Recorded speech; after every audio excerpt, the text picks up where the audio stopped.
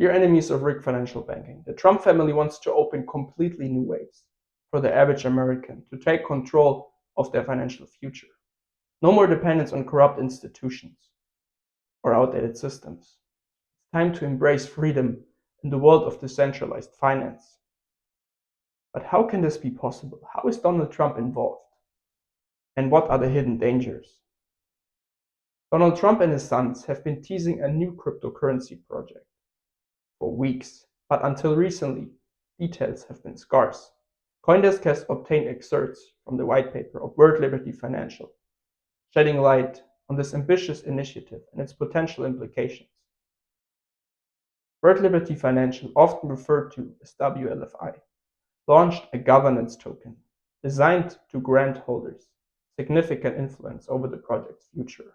This token will be non-transferable and aims to prioritize governance over speculative trading. The core idea is to allow holders to participate in key decisions, such as suggesting and voting on new DeFi lending markets or integrating additional blockchains.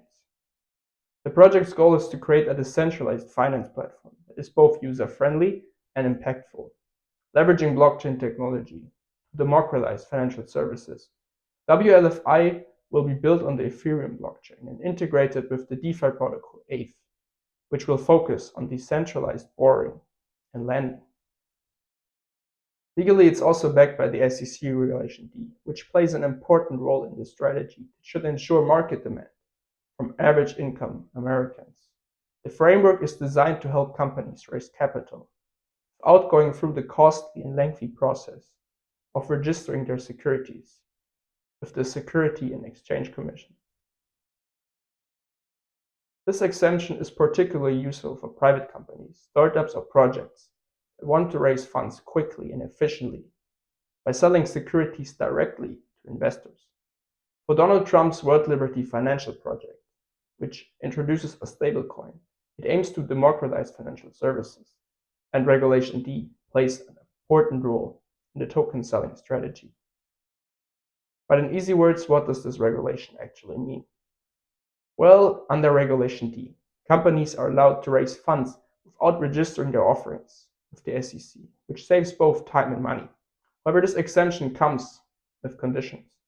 Primarily, it restricts the sale of securities, such as the WLFI token, to a specific group of investors, known as accredited investors. This means that not just anyone can purchase the token during its initial offering, as certain financial criteria must be met.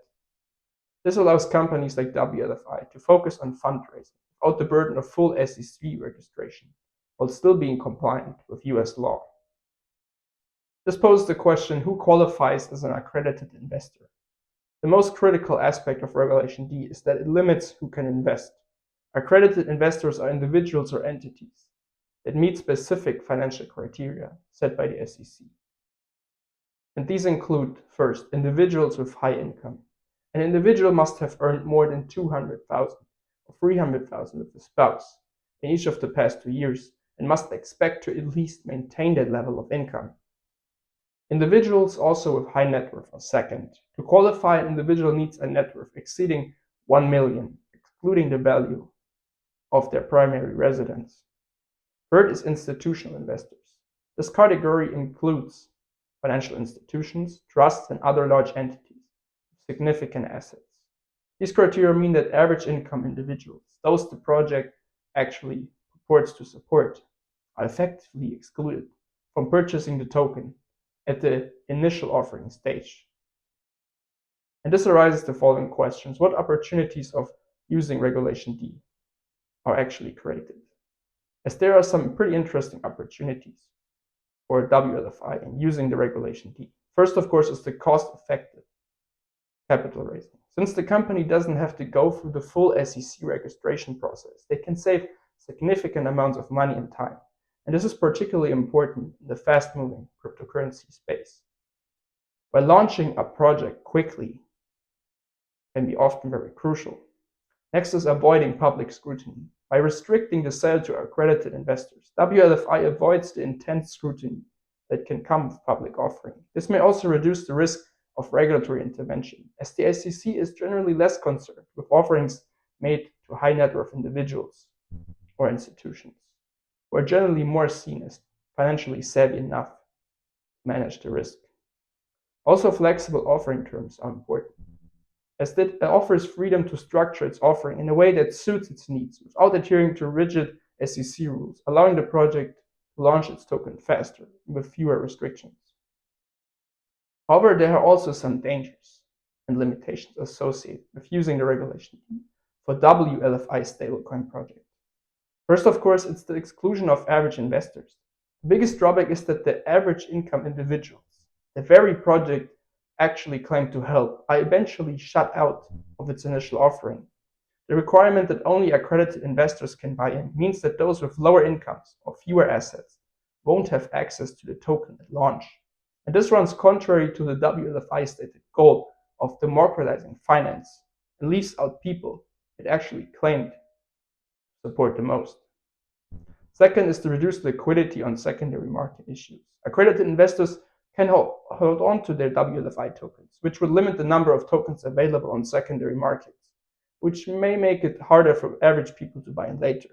And even if they're able to access the token later, it may be significantly more difficult due to the market demand and scarcity, which could further alienate the average income individuals the project actually seemed to help. Interestingly, when looking at the team behind, the leadership includes notable figures from both the Trump family and the broader financial market and crypto worlds. Donald Trump's sons, Eric and Donald Trump Jr., are prominently involved, with 18-year-old Barron Trump being labeled as the project's DeFi visionary. This high-profile involvement has generated significant media attention, however, has also raised expectations for the project. Other important members include Zach Foltman and Chase Haro, which both are central to the development of the project. Foltman and Haro previously worked with Duck Finance, a DeFi platform that was hacked for $2 million in July 2024. So this is also something to be aware of, as their involvement in World Liberty Financial has already raised concerns due to the similarities between the two projects. As Duck Finance code was reportedly compromised in the hack, and the new project's early codebase appears to have drawn from Duck Finance. Although it's fair to say it's not confirmed where the vulnerabilities from Duck Finance actually been carried over. What also separates this project from others is the financial structure and token. As the token's distribution plan includes first, 63% of the WLFI tokens will be available to the public, offering a significant portion to external investors. 17% will be allocated for user rewards, incentivizing participation and engagement in the platform. And 20% will be reserved for the project's team, a notably high allocation compared to typical industry standards. In comparison, most crypto projects actually have 20 to 30% of the tokens to insiders, making WLFI tokens modest. This high allocation has sparked, however, potential conflict and interest and the project's long-term sustainability. At the moment, as I'm recording this video, there have unfortunately been already multiple scams where investors were defrauded privately, already in the millions. This was possible with very similar names to the original Trump project and fake social media promotion. Interestingly, when looking at the future of World Liberty Financial, the project's success will depend on its ability to address security concerns, navigate regulatory challenges, and build a user base that values its governance model. The involvement of prominent figures from the Trump family, the allocation of a significant portion of tokens to insiders, will continue to be points of contention. As the project, of course, claims to be user-friendly and also leverage blockchain technology to offer decentralized borrowing and lending services. If it would be successful, however, it could mark a significant step forward in making DeFi accessible to a broader audience. However, its association with Trump's potential campaign and the concerns surrounding its security and token distribution will likely influence its reception and impact.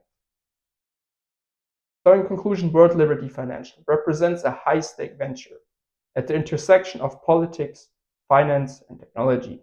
As the project unfolds, its ability to address the various challenges it faces will determine whether it can achieve its ambitious goals and secure a lasting position in the evolving crypto landscape.